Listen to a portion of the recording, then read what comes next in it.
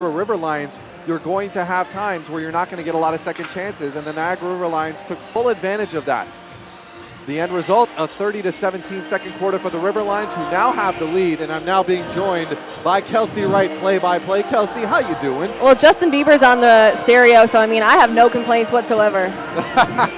And I was just talking, just letting some of the fans at home know, 30-17, the Orangeville A's were outscored in that second quarter. Wow. A lot of running the floor, a lot of, unfortunately, poor decisions at the rim. And unfortunately, when you're facing a team as good at rebounding as the Niagara River Lions, you're not giving yourself a lot of extra chances when you're running the floor. If you're going to run the floor, you have to be smart and be able to finish. Or, more importantly, know when to draw it back and set up a play. Any thoughts on that? Ryan, we talked a little bit, about how Logan Stutz didn't have the best start to the game that we usually see Logan Stutz have. He's definitely an all-star and a huge presence for the River Lions. We say that, but he's leading the whole game right now with 13 points. No one's above him. Justin Moss, 12. BJ Montero, 10. So, I mean, still a pretty huge game for Stutz tonight. Absolutely. That second quarter, we saw him do just about everything offensively. Huge second quarter, actually. So we'll see if that continues here in the third. Jackson has the ball up top now for the Orangeville A's. He gets it off to Cheek. They got their starting lineup back on. The Orangeville A's, little miscommunication there, but Moss cleans it up. Cheek tries to get it into Watson. It's stolen by Logan Stutz. Add another great stat to Logan Stutz's stat line tonight. And I mean, he's starting to heat up a little bit. And once again, the Orangeville A's, he's going to get his points. Oh, wow. Zaglinski. He's going to be fouled, though. That foul is going to go to Bilal Ben. Not the start the Orangeville A's definitely wanted, Kelsey. I mean, to start off, Logan Stutz getting the steal over Tyron Watson, and then Zaglinski almost leaving Dominic Cheeks out of his shoes before attempting to go to the rim. Definitely not the start you're going to want to have if you're an Orangeville A's fan. 11 minutes, just under 30 seconds left in the game, so it's only been 31 seconds. Already two not great things coming well, great things, actually, if you're a Niagara River Lions fan. Two not great things if you're an Orangeville A's fan. If you're here at Athlete Institute right now, Zaglinski nails the foul shot.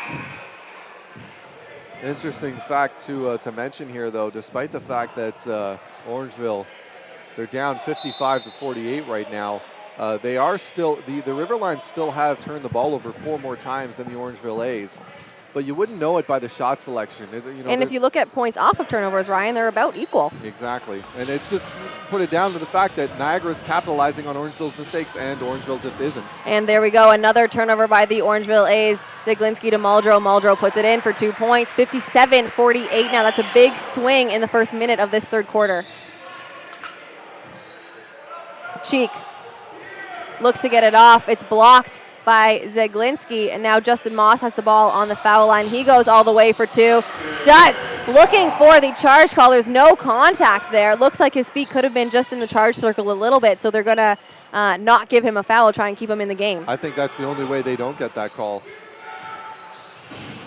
And that's a ref knowing that Logan Stutz is such a huge player on this River Lions team, not to give him the foul if the shot goes in. Try and save him a bit. Muldrow from the corner. Just as I said, Muldrow is only hot from the top. He proves me wrong, puts it right in the corner. Justin Moss on the other end, the reverse layup. Moss, once again, he's been showing quite a few times in this game how well he can run the floor and how athletic he really is. Zaglinski up top, gets it into Relaford. Relaford looking to take on Cheeky, passes it out to Muldrow. Muldrow to Montero. Montero looks to come off a screen from Muldrow. He's going to look to take on Tyron Watson. He gets that 3 with the hand right in his face, and it's a perfect shot. Honestly, Kelsey, there's nothing you could really do about that. That was great defense by Watson right in his face, and Montero just made a great shot. Lewis Jackson chucks it up. It's going to be an air ball. Stutz collects that rebound. Unfortunately, you can't have shots like that, especially to kick off a third quarter. This is one of those swing quarters in the game where anything can happen.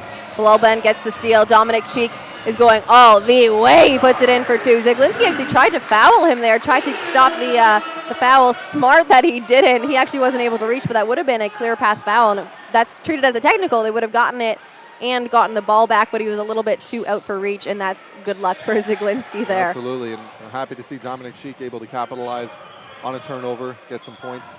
Relaford shucks it up from 3. It bounces around. It's no good. Collected by Watson. Watson gets it out to Cheek. Cheek looking to go all the way once again. He's usually so great around the net. That one isn't able to go. They put it all the way back over to Relaford. Relaford can't make it go. Rebound by Watson.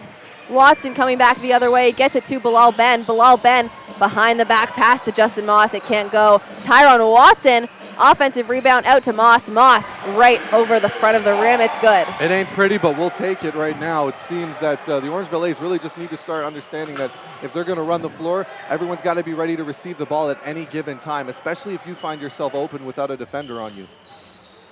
Montero over to Muldrow. That's going to be a foul on Justin Moss. That's kind of just an unfortunate foul there, both going for the ball. But Justin Moss gets his body a little bit too much into Muldrow. It's going to be River Lions ball on the sideline.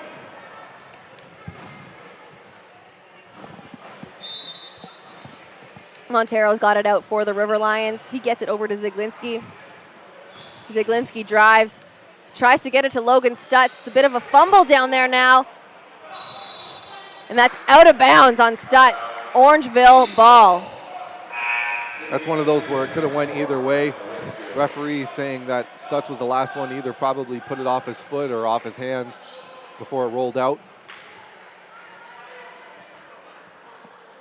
You get the feeling sometimes that the refs just, you know, they punish, I guess you could say, bad passes or stuck passes in a sense. But once again, they have the best view in the house, so they would know. Bilal Ben has the ball now for the Orangeville A's on the wing. He pulls up for a very, very long two. It goes right off the front of the rim, and Ziglinski collects that board. He's going full force ahead. He passes it to Montero. Montero puts it in for 2 points. Once again, Orangeville, if they're coming back on transition, if you're going to run, then you need to be able to defend the transition as well. No one was there. It's an 11-point game now. Yep. Looking to bring in Lewis Monks in the next possession. Bilal Ben over to Jackson. Jackson, turnover to Montero. Montero gets it up to Relaford. Relaford, easy two on the left-hand side. That's what happens when you take care of the basketball, play tough defense. The offense comes easy. Bilal Ben shucks it from three. That's no good. Dom Cheek gets a hand on that rebound over to Flanard Whitfield. Whitfield puts it in for two. Still, not the score, that the Orangeville A's are looking for. They're really trying to get that lead down. And with a three from Logan Stutz, that's not what's going to happen. 12-point game. I don't think it's smart to leave him open for anything off of any kind of switch. And fortunately, Orangeville once again getting caught. Ty Watson out to Ben. Ben, crossover. He goes right down the middle of the lane, puts up a floater over Muldrow. Great decision there. Just decided, you know what, boys, I'm going to do it myself. If I'm quick enough to get to the rim. If they're going to foul me, they'll foul me. Montero drives baseline. He's doubled. Gets it into Muldrow for the slam. That's going to be a foul call. Flanard Whitfield called for the foul. Kelsey, one thing there I definitely did not like seeing. If you're going to double team somebody, don't let the ball out. How are you giving them the baseline? How is it possible that the player with the ball there was able to not only just get to the baseline, get under the rim, and get the ball out to Muldrow, who was screaming in the lane to get what would have been a thunderous dunk if it wasn't for a last-minute effort by the Orangeville defender. Those are the kind of decisions there. If you're going to lay off a man, if you're going to leave or double-team somebody, you have to trap them. Well said, Ryan. I think the Orangeville A's are thinking the same thing now as Muldrow sinks the foul shot. Both are good. Now in for the Orangeville A's, Daquan Brooks comes on along with Lewis Monks. In for the Niagara River Lions, Daquan Cook and Adam Blazek. I actually would have preferred if he had split the defense. At least there would have been some help. Brooks to Whitfield. Whitfield chucks it up from the three. It's no good. Stutz rebounds. Orangeville starting to feel the pressure a little bit as their shooting has gone cold, and you can't have that if you're a three-point shooting team, especially when you're down. Cook to Blazek. Could have been a travel there. Out to Stutz. Stutz drives baseline, gets it out to Cook. Cook. Air ball. Dominic Cheek going full force ahead now for the Orangeville A's. That's a foul going to go to Stutz. I'm actually kind of happy you fouled them there because it didn't look like there was going to be an easy basket there for Tyrone Watson under the rim. And that's only Logan Stutz's first foul, so if you're a Niagara River Lions fan, nothing to worry about there. Daquan Brooks. Now coming off a screen from Tyrone Watson. He pulls it out, gets it over to Monks. Monks coming off a screen now, Flanard Whitfield. Monks turns the corner, puts up a floater, and it's good for 2. That's one thing Lewis Monks is so underrated for in this league. He does have the ball handling ability to get to the rim when he needs to. He's just such a great shooter that he knows how to get himself open. Blazik over to Montero. Montero gets it into Cook. Cook looking to take on Whitfield. Spins, puts it up, it's no good. That's a foul on Whitfield. Whitfield not happy with that call, doesn't know what he could do different. I think his hands might have came down there, Ryan. I don't know if you saw that. No, his hands came down a little bit, and also Cook, just a bigger body, a little bit more comfortable in the post than Flanard Whitfield is. And when you're able to put those kind of moves on a player that's a little bit smaller than you, you are usually going to get the call. Now it's immediate timeout. Now 5 minutes, 33 seconds on the clock. It is a 10-point game. The River Lions are leading the way 72-62 over your Orangeville A's. Ryan, the Orangeville A's came out pretty flat so far in this third quarter. What do they need to do, to pick it up? Well, for starters, they need to be able to start making consistent three-point shots if they're going to be doing that. The next thing as well is don't settle for bad mid-range jumpers. If you're going to go to the rim hard, get the fouls, try and get some of their bigs in foul trouble, because really, going back to what happened in the second quarter, these Orangeville A's have been gambling with the fast break, and when you're doing it against a team, I mean, look at it this way. A team like Niagara has been able to get back on defense on them every single time they've played them. When Orangeville is trying to attack the rim with 4 blue shirts around them, not very often you're going to get a lot of success, and even less likely that you're going to get the rebound back if you're not going to be able to get the bucket. One thing that they really could stand to do right now, what they were doing extremely well in the first quarter, was putting pressure on the ball, creating turnovers. Their fast break points come off of the turnovers, much in the same way we've seen the Niagara River Lions do in this quarter. Second thing, the three-point shot comes off of moving the ball around, guys being set, guys being comfortable. If guys aren't comfortable, if guys are feeling the heat now where they're trying to shoot their way back into this game, it's not very often you're going to get guys catching fire with this, because guys are a little bit more edgy. They're a little bit quicker to leave their feet. They're a little bit more likely to not set themselves because they're trying to rush their shot because, we only have so much time left. It's just one of those mental things that this team needs to be able to overcome if they're going to be able to put themselves back into this game. They need to slow it down a little bit, but they do need to speed it up on defense, create some intensity, but above all else, they need to stay aggressive. There's no reason that a player is getting double teamed and should be able to go to the baseline and make a pass to another player cutting in. There's no excuse for that. Ryan, you mentioned points off turnovers. Now at the halftime, the Niagara River Lions had 7 points off turnovers. Orangeville had 8. Now looking at it, Orangeville's got 2 more, but the Niagara River Lions have 6 points this quarter off of turnovers. Absolutely, and that's just came to Orangeville forcing possessions, forcing shots, and a couple of great defensive plays, though, by the Niagara River Lions. Make no mistake, this has just as much to do with the prowess, the defensive prowess the River Lions have been showing, as it does to do with the Orangeville A's inability to make plays on the offensive end. Brooks gets it into Watson. Watson can't get that one to fall. Now Cook going the other way.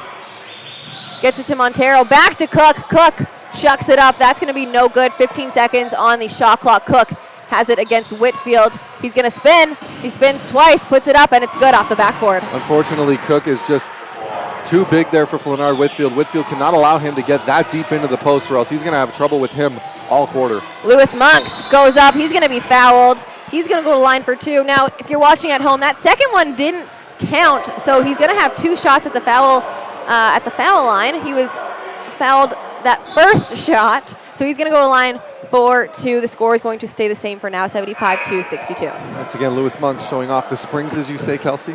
He has springs in his shoes, and I have checked his shoes before. They are legal. I don't know where he hides those springs, but they're in there. And for the Orangeville A's, Justin Moss is back on, and we always talk about how much we like Justin Moss and Tyrone Watson on the same lineup as well. Jamison Tipping just came on for Dominic Cheek. A little bit of a larger lineup here now, with the exception, of course, of Daquan Brooks. But Brooks, so fast, so skilled at being able to kind of weave through the forest, if you will, when he's moving through the paint offensively. And look at Monks. Monks gets his own 3-point play. He misses that foul shot, gets his own rebound, and floats one over the defenders of the River Lions. One day you'll find those springs, Kelsey.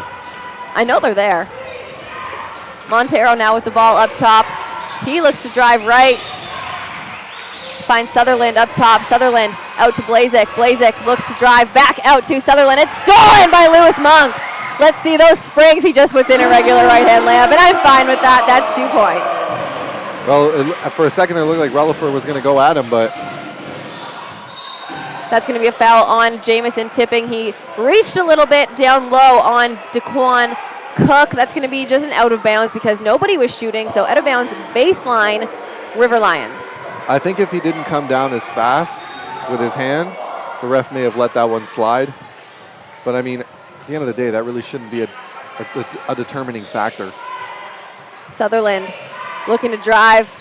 He puts it up way too strong. Justin Moss comes down with that rebound. Now Monks has it for this home team. He gets it in to Watson. Watson squares up. He's going to look to take on a couple defenders, and it's in for 2. He flexes his muscle there every time he gets that basket and one.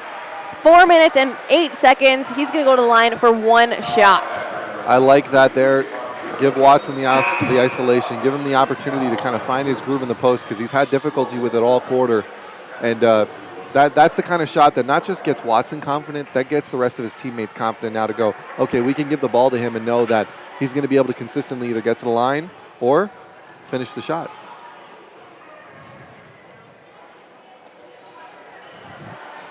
Can't make that foul shot go. 75-69. 4 minutes on the clock. Zaglinski bringing it up for the River Lions. He gets it to Stutz. Back to Zaglinski. Comes off of Stutz. Stutz finds himself open underneath. Great finish there, and that's Logan Stutz being able to seal out Daquan Brooks and then attack straight to the rim, forcing Justin Moss to come over and rotate. And I mean, you really couldn't have drawn that up any better. Brooks pulls up from 3. It's good. You couldn't have drawn that one up much better either. Daquan Brooks from the top with a response. Daquan Brooks. He's good from the 3. 77-72 now. Just under 3.5 minutes left in the third quarter. Relaford looking to take on Tipping and gets it out to Blazek. Blazek drives, but blocked by Lewis Monks. Brooks gets it up to Justin Moss. Great finish, and that's what we're talking about. Stay aggressive on defense. The offensive fast breaks will come. Big slam by Justin Moss there, bringing the game within 3 points. Now Stutz has the ball on the other end. He spins, puts it up. No good. Moss with the rebound. Great finish, Watts. All he had to do there. Oh. That's a foul on Rutherford. I don't think he meant anything by it. No, I think he got a little bit too ahead of himself, a little bit too much fury in his eyes. That's going to be a foul on him. He helps Daquan Brooks up. Brooks is fine. It's going to be Orangeville ball on the sideline. Let's go back to that Tyrone Watson-Logan Stutz matchup real quick. That is exactly how you have to try and guard Logan Stutz. Stay in front of him the entire time. Just give him enough contact that it's going to be difficult for him to finish at the rim. And when you keep him away from the basket, the shot percentage just goes down. That's just basketball 101. Moss misses that jumper from the foul line. Now coming back the other way, Zaglinski looking to slow things down with 2 minutes and 40 seconds on the clock. He gets it over to Blazek. Blazek to Cook. Cook looking to drive. He squares up. It's no good. Jamison Tipping with the rebound. And that's going to be a foul on Daquan Cook.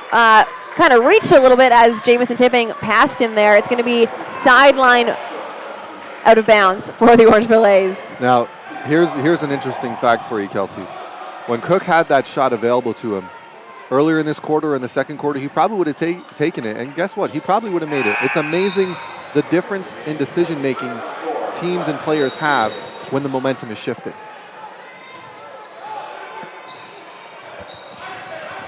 Yeah, definitely a little bit of momentum police here. The Orangeville A's have stolen the momentum, and now Brooks looking to make it even a little bit more, but looks like it might have been stolen back a little bit. Blazek goes in for 2 points.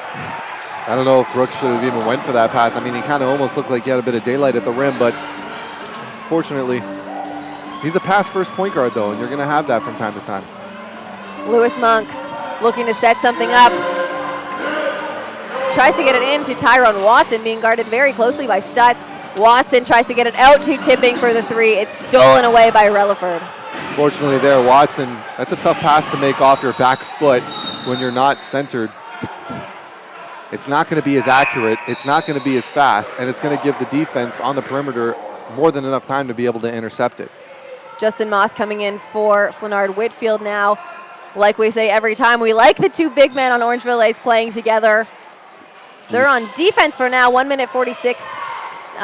1 minute and 46 seconds left on the clock. Niagara ball. Relaford has it up top, pulls up at the high school 2, or the high school 3, excuse me. That's a 2 in this league. Add 2 to his stat line, 81 to 74. Brooks, the ball now for the A's. Over to Monks. Monks drives, pulls up, a little short, and Cook comes down with it. That's unfortunate because that's a bit of a settle for him. I mean, he had the smaller defender on him. He should have taken that to the rim. Relaford goes for 2 on the other end. What vision. A little bit of cherry picking there is a good thing for Tyrone Watson. He's able to get that 2 to drop. Flanard Whitfield's going to come in the next possession. 1 minute on the clock. Zeglinski drives. It almost looks slow motion now. The guys are getting tired. That's a 2-pointer. 85 to 76. Brooks bringing it back the other way a little faster. Brooks hands off to Tipping. Tipping looks to turn the corner. He's going to bring it out. Come off the screen from Justin Moss. Gets the pass to Justin Moss. Moss passes it to Watson, and it's good for 2. That is the definition of giving up a good shot for a great shot right there. What chemistry. Zeglinski looking to drive. Pulls up for the 3, and it's good! And he can make those shots from time to time. And I mean, this Niagara No team, one expected that shot no, to not even at all. go up. Not at all. But, you know, we've seen it earlier. He was hitting shots from the volleyball line. Now that is a 2-second difference between the shot clock and the game clock. That foul is going to go to Logan Stutz. A little bit of a push in the back to Daquan Brooks there. Brooks going to go to the line for 2 shots.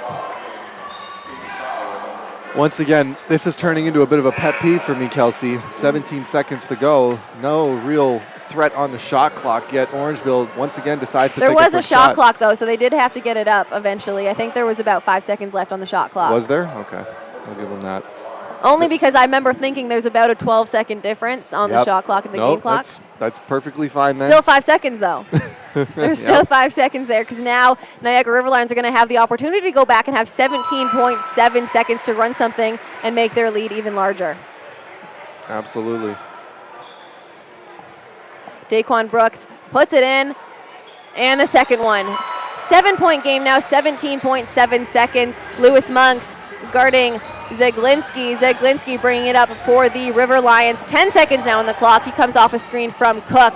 7 seconds. 6-5. Zeglinski, he's going to drive. Gets it into Cook. Cook gets it off with 1.1. That foul is going to go to Flanard Whitfield. Whitfield not having the best defensive night tonight. He's getting called for a lot of fouls. That's his 5th. 5 fouls. He's still got a quarter to play. Bryson Johnson's going to come on for him, and Cook is at the line. Bryson Johnson, the Nova Scotian. Cook can't put that first one in. 87-80. Bryson Johnson isn't going to come on.